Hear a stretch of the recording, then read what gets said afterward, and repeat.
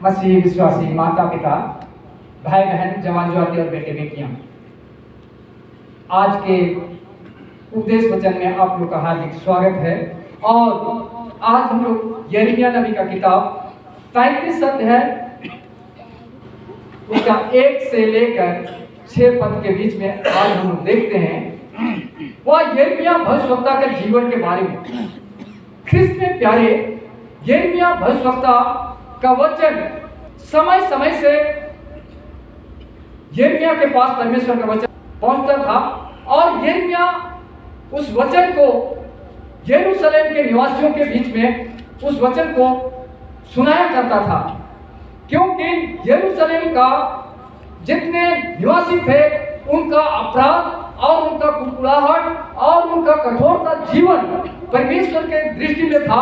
और परमेश्वर इसीलिए अपने वचन को यिर्मयाह नबी के पास भेजता था कि वह उस वचन को सुनाए, ताकि उन्हें मन प्रस्ताव करे और मन प्रस्ताव करते हुए अपना जीवन को परमेश्वर के निकट लाएंगे और पवित्रता का जीवन जिए, अपनी कठोरता का जीवन को परिवर्तन करें और पाप में जीवन से पछताव कर फिरे और परमेश्वर के निकट आए। इसीलिए परमेश्वर बार बार यिर्मयाह भविष्यवक्ता के पास अपने वचन को भेजा करता था और उस वचन को यिर्मयाह नबी अपने यरूशलेम के निवासियों के पास बताया करता था। लेकिन ख्रिस्त में प्यारे, यिर्मयाह नबी का जो वचन परमेश्वर की ओर से होती थी, जब वह सुनाते थे, जब वह बताते थे, तो यरूशलेम के लोग उस वचन को ग्रहण नहीं करते थे, परंतु वो लोग गलत योजना और प्लान बनाने लगे कि ये हमारे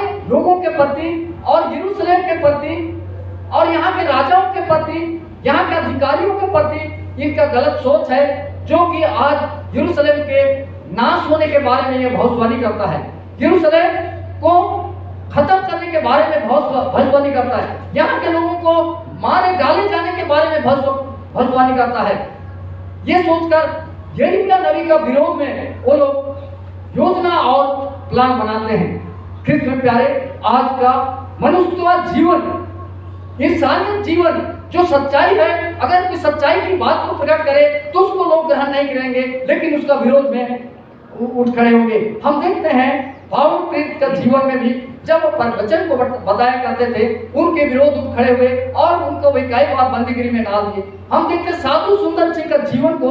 साधु सुंदर सिंह पंजाब लुधियाना का रहने वाला, रामपुर गांव करके है, उस गांव का रहने वाला था और वह परमेश्वर का वचन को लेकर वो पूरे भारतवर्ष के कोने कोने में दौड़ रहा था।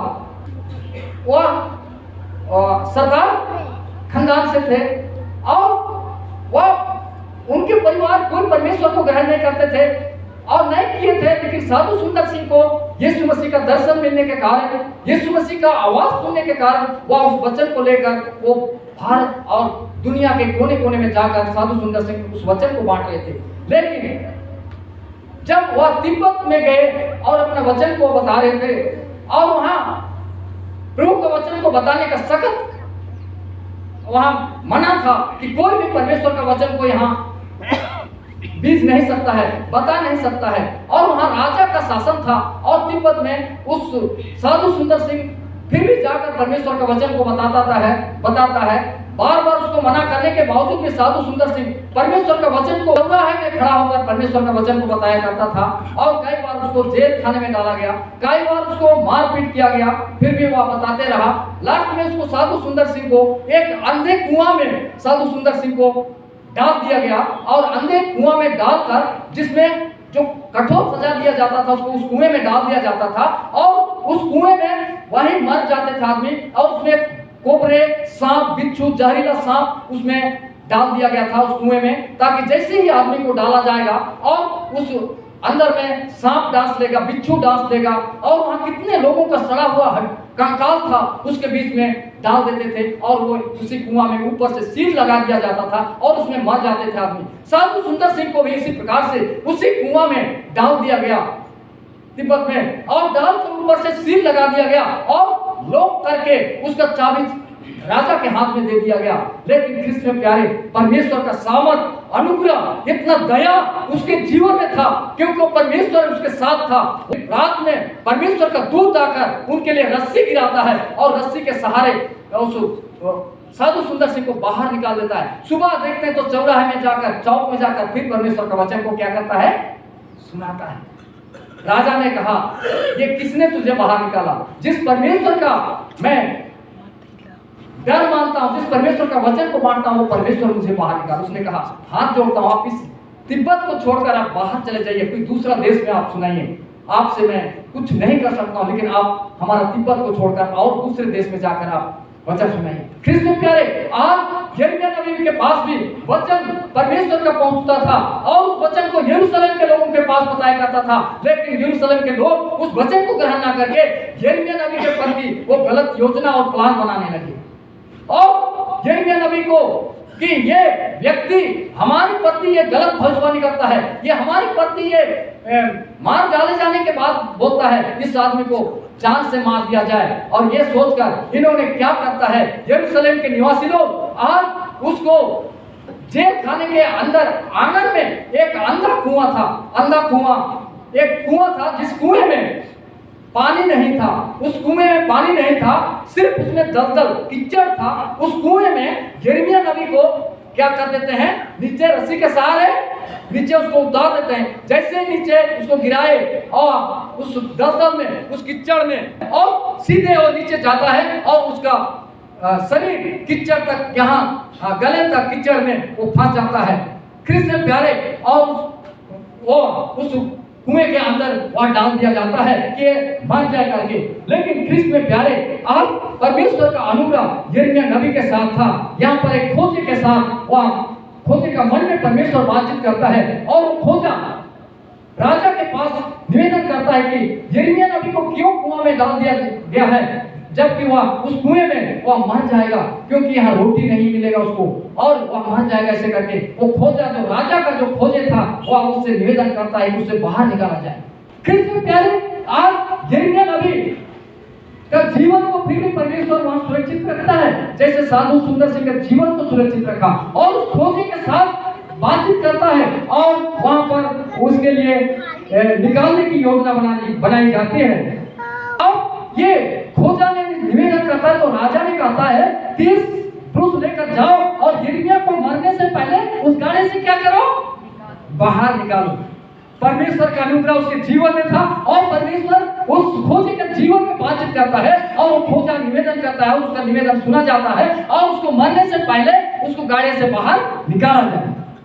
ख्रिस्त में प्यारे, आज परमेश्वर का अनुग्रह उसके जीवन में था। हम लोग फिर परमेश्वर का वचन यिर्मयाह के पास दूसरी बार उस बंदगिरी के आंगन में जब था, दूसरी बार वो वचन यिर्मयाह नबी के पास पहुंचता है जो आज हमारे उपदेश के रूप में पाए जाते हैं। वो जब बाहर के आंगन में था यिर्मयाह, उसी समय ये दूसरी बार यिर्मयाह के पास फिर यरूशलेम के प्रति बोलने के लिए उसके पास वचन पहुंचता है। ख्रिस्त में प्यारे, आज यिर्मयाह नबी का जीवन परमेश्वर बचाया और वो बार बार इसलिए यरूशलेम के बारे में बताना चाहता था, बार बार यरूशलेम के लोगों के बारे में क्यों पछताव करे, अपने मन फिराए, पाप से फिरे और परमेश्वर के राज्य के लिए तैयार हो। परमेश्वर एक व्यक्ति को भी खोना नहीं चाहता है। परमेश्वर पाप से छुटकारा पाए, पाप के बंधन से, शैतान के बंधन से हम आजादी हो जाए, ये परमेश्वर की योजना। इसलिए दूसरी बार परमेश्वर ने उसको उसका वचन भेजता है और उस वचन को बताने के लिए कहता है। जैसे हम देखते हैं नीनवे नगर प्रचार करने के लिए योना नबी को भेजता है, जबकि नीनवे नगर को परमेश्वर ने योजना बना के कहा कि मैं 40 दिन के अंदर नीनवे नगर को क्या कर दूंगा, मैं नाश कर दूंगा। जबकि नीनवे नगर में 1,20,000 लोग वहां पर रहा करते थे, लेकिन नीनवे नगर को परमेश्वर ने वायदा करके कहता है कि मैं 40 दिन के अंदर नाश करूंगा। परंतु योना का वचन को सुनते हैं और राजा आदेश दे देता है, ढिढोरा देता है कि सब नीनवे नगर के लोग उपवास करें, मन पछताव करें, पाप से फिरे, अपनी बुराई से फिरे और यहाँ उपवास के साथ प्रार्थना करें। और राजा भी अपना सिंहासन से उतरकर, अपना राजवस्त्र उतरकर वह राम पर बैठ जाता है और उपवास के साथ क्या करता है, प्रार्थना करता है। राजा उपवास के साथ प्रार्थना करता है, सारे निवासी, यहाँ तक कि वहां का पशु को भी चारा नहीं दिया गया उपवास के साथ, क्या परमेश्वर 40 दिन के बाद नाश किया? होगा तो था नाश करने, किया नहीं। क्यों? इसीलिए नहीं किया कि वो लोग पछताव किए, वो लोग मन फिरा, इसलिए परमेश्वर ने नाश नहीं किया। लेकिन यरूशलेम के लोग पाप से पछताव नहीं किए, वो लोग उसी कठोरता में रहे प्राण और वही जीवन व्यतीत किए जो उनका जीवन में था। वही कठोरता, वही गुस्सा, वही नाराजगी और वही लड़ाई झगड़ा, ईर्ष्या, क्रोध उनका जीवन में था और वो लोग पछताव नहीं किए। परमेश्वर ने छोड़ दिया उनको। यरूशलेम शहर क्या हो गया? भस्म कर दिया गया। यरूशलेम शहर गिरा दिया गया, यरूशलेम मंदिर गिरा दिया गया। वहां के सब घर, जितना भी अधिकारियों का घर था, जितना वहां निवासियों का घर था, सब गिरा दिया गया। और बहुत जो वहां पर जितने भी लड़ने वाले योद्धा थे उन लोगों को बंदी बना के दूसरी जगह ले लिया गया और बहुत सारे को मार के वहीं छोड़ दिया गया। ऐसे यरूशलेम का तहस नहस हो गया। कृष्ण प्यारे, आज हमारे लिए भी, आज हम एक निवासी के लिए, मेरे लिए भी आज पाप से पछताव करने का, आज पवित्र जीवन जीने के लिए एक मौका और समय है। आज भी परमेश्वर आज यिर्मयाह नबी को नहीं, आज यशायाह नबी को नहीं, आज हमें बचाने के लिए जैसे यिर्मयाह नबी को यरूशलेम भेजा परमेश्वर ने बताने के लिए और वहां के लोगों को प्रस्ताव करने के लिए और भविष्यवाणी करने के लिए, वैसे आज यीशु मसीह को परमेश्वर ने हमारे पास भेजा। आज हम उसके ऊपर विश्वास करें, आज हम पाप से प्रस्ताव करें, हम पवित्रता जीवन जिए, हमारे अंदर का बुराई को छोड़ें। आज परमेश्वर हमें भी नाश होने से बचाना चाहता है, नरक से बचाना चाहता है। परमेश्वर हमें आज नया जीवन देना चाहता है, अनंत जीवन देना चाहता है। प्यारे, आज हम लोग परमेश्वर के पास आए, आज हम नाश हो जाए, ऐसे नाश हो जाए हम बहुत सुरक्षित हैं, हमारे पास सब कुछ है, हमारे पास पैसा है, हमारे पास बंगला है, गाड़ी है, हम सुरक्षित हैं। कभी सुरक्षित नहीं है। मैं बताता हूँ, मैं पेपर में जब पढ़ रहा था एक जगह, तो एक व्यक्ति सोया हुआ था अपना पलंग में, बहुत अच्छा, विदेश की बात है, बहुत अच्छा घर में और बहुत अच्छा पलंग में वो सोया हुआ अपना बिस्तरा में रात में। लेकिन जहाँ सोया हुआ था वही वो क्या हो गया, वो जमीन क्या हो गया, धंस गया नीचे, और धंस गया तो कई हजार फीट वो नीचे जमीन के अंदर चला गया सोया हुआ आदमी। तो हम घर में हैं तभी भी हम सुरक्षित नहीं है, हम बाहर हैं तभी सुरक्षित नहीं है। जब तक परमेश्वर हमारे जीवन में नहीं है, हम लोग सुरक्षित कहीं भी नहीं है। आज परमेश्वर को हमारे जीवन में बसने दे, हमारे अंदर आने दे, हम लोग प्रस्ताव करें, हम लोग परमेश्वर के पास आए। क्या यहाँ पर यरूशलेम को पुनः परमेश्वर नाश करता है और नाश करने के बाद फिर यहाँ पूर्ण बसाना चाहता है। इसलिए बसाना चाहता है कि अपने लोग के बारे में उसको चिंता है, यरूशलेम के बारे में चिंता है परमेश्वर। आज परमेश्वर फिर उसको बसाना चाहता है। पुनः बसाए जाने के लिए भविष्यवाणी पूरी होती है जब कुशल राजा द्वारा बाबुल की बंधुआई से आजाद कर दिया जाता है। अब परमेश्वर जिसके द्वारा निर्माण करना था यरूशलेम शहर को, उसी के द्वारा फिर दोबारा क्या करता है, यरूशलेम शहर को निर्माण करता है। उस मंदिर को भी जो गिरा दिया गया था यरूशलेम मंदिर, उसको क्या करता है, निर्माण कराता है। कृष्ण प्यारे, आज परमेश्वर भी हमारा जो शरीर ये मंदिर है, तुम्हारा शरीर मेरा पवित्र मंदिर है, हमारा पवित्र मंदिर परमेश्वर का आज हम लोग गिरा दिए हैं पाप करने के कारण। आज परमेश्वर का आज्ञा तोड़ने के कारण, उसकी राहों पर ना चलने के कारण, उसके वचन को ना सुनने के कारण आज हम लोग अपना मंदिर जो परमेश्वर का मंदिर कहता है, यीशु मसीह कहता है कि तेरा शरीर मेरा पवित्र मंदिर है, आज इस मंदिर को हम गिरा दिए हैं। इसको परमेश्वर दोबारा निर्माण करना चाहता है, दोबारा बनाना चाहता है। आज हम लोग अपना जीवन को परमेश्वर के पास लाए, हमारा जीवन को उसके सम्मुख अर्पित करते परमेश्वर आज हम लोग को बसाना चाहता है। आज का मूल विषय हम लोग रखेंगे कि आज का वचन का मूल विषय कि हम क्या करें, प्रार्थना करें। हम क्या करें, प्रार्थना करें। जैसे उस निनवे नगर के लोग प्रार्थना किए और वो लोग क्या किए, बच गए। क्या हुए, बच गए। अगर नहीं प्रस्ताव करते, प्रार्थना नहीं करते और पूरा निनवे नगर 1,20,000 लोग सब लोग क्या हो जाते, नाश हो जाते। लेकिन आज वो लोग बचाएंगे। हम प्रार्थना करें, हम बचाए जाए, हमारे परिवार बचा जाए, हमारे देश बचाया जाए, हम सबके लिए प्रार्थना करें। प्रभु हमारा लिए इंतजार करता है। मूल विषय हम लोग क्या करें, हम प्रार्थना करें। जैसे आज 33:3 में क्या कहता है कि तुम मुझसे प्रार्थना कर और मैं तेरी सुनकर तुझे बड़ी बड़ी और कठिन बातें बताऊंगा जिन्हें तू अभी नहीं समझता। आज हम प्रार्थना करेंगे, परमेश्वर हमें बड़ी बड़ी और कठिन बातें बताएगा जो हम लोग का समझ में नहीं है। आज हम लोग मूल विषय प्रार्थना, आज हम लोग प्रार्थना का जीवन बिताएंगे। प्रार्थना का जीवन हरे सुंदर लागेला।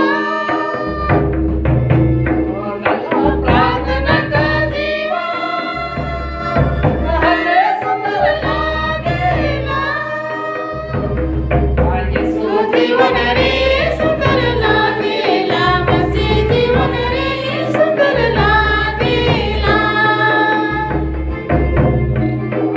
यीशु जीवन रे सुंदर लागेला, मसीह जीवन रे सुंदर लागेला।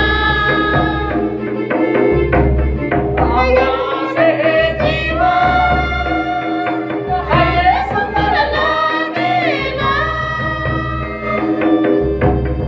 अम्मा से जीवन हरे सुंदर लागेला। यीशु जीवन रे सुंदर लागेला, मसीह जीवन रे सुंदर लागेला। यीशु जीवन रे सुंदर लागेला, मसीह जीवन रे सुंदर लागेला। कृष्ण प्यारे, आज मसीही जीवन कितना आनंदमय जीवन। परमेश्वर ने जब हम लोग एक साथ बैठते हैं इतना ऐसे सुंदर, कितना परमेश्वर की भजन गाते हैं, उसके वचन को सुनते कितना आनंद आता है। स्वर्ग के राज में भी हम एक जगह पर होंगे, बेटा बेटी नाती पोते हम मंडली के सब लोग, कितना आनंद होगा। वह स्वर्ग दूत के साथ होंगे। तो हम लोग प्रार्थना करें। और दूसरी बात है, प्रभु आत्मिक और शारीरिक चंगाई दे। हम लोग आत्मिक चंगाई भी दे और शारीरिक चंगाई भी। हम लोग अगर शारीरिक रोग से हैं, अगर प्रार्थना करेंगे तो उससे भी प्रभु चंगा करेगा। और पाप से हम लोग पीड़ित हैं, पाप का रोग से हम ग्रसित हैं, किसी भी प्रकार का पाप से, तो उससे भी प्रभु हम लोग को क्या करना चाहता है? चंगा। उसके पास सब कुछ इलाज करने का सामर्थ है। पाप का चंगाई भी करेगा और हमारा शारीरिक चंगाई भी करेगा। हम लोग सब लोग पिता पुत्र पवित्र आत्मा के नाम से बपतिस्मा लिए हुए, हम लोग खरीदे हुए हैं, हम लोग का सर्टिफिकेट बना हुआ है। लेकिन आज हम लोग राज्य के लोग हैं। कौन से राज्य के? इस भारत राज्य के नहीं। हम किस राज्य के हैं? स्वर्ग राज्य के लोग हैं। लेकिन आज यहाँ वचन क्या कहता है? राज्य के लोग बाहर अंधकार में क्या करेंगे? डाल दिए जाएंगे। वहां रोना और दांत पीसना होगा। हम राज्य के लोग हैं। आज हम लोग को आज पछतावा करना है प्यारे, नहीं तो आज हम राज्य के लोग होने से भी हम लोग को कहाँ डाल दिया जाएगा? बाहर अंधकार में। और वहां रोना और दांत पीसना होगा। ये नहीं सोचना है कि हम गिर जाते हैं संडे को, हम समाज में जाते हैं, हम वचन पढ़ते हैं, जब तक हम पछतावा नहीं करेंगे, जब तक हम प्रभु के निकट नहीं आएंगे, दिन और नंबर नहीं बनेंगे, हम परमेश्वर के राज्य में नहीं जा सकते हैं। रोना और दांत पीसना होगा। पाचन के अनुसार नहीं चलोगे, जीवन में धोखा पाओगे। पाचन के अनुसार नहीं चलोगे, जीवन में धोखा पाओगे।